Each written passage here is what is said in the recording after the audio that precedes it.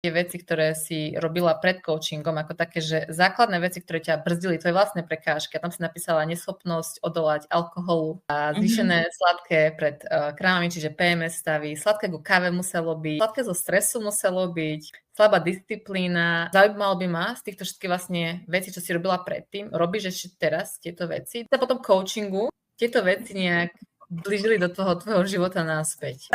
Už to není také, nezjem si 5 tyčiniek alebo čo, ale tak dám si jedno pečivo za deň ako dezert.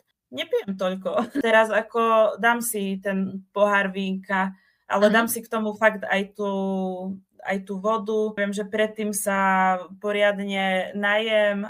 Že je to iné ako pred tým rokom. Teraz dám si sem tam, ale nie je to také ako predtým, že ja som si zvykla fakt akože opiť dosť často.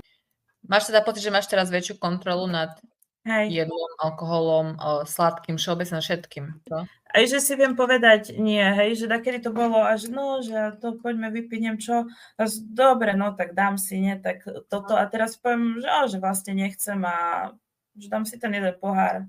Kedy tak aj som sa nechala strhnúť s davom, že išli napríklad na zmrzku, tak dám si aj ja zmrzku. A teraz vlastne ani nemám chuť na tú zmrzku, takže na čo si budem dávať, hej.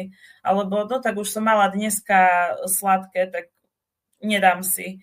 Alebo som si povedala, že si teraz tiež nedám sladké, tak si nedám to sladké.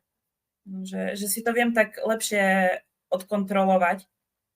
A neberiem to ako reštrikciu, beriem to proste jak tak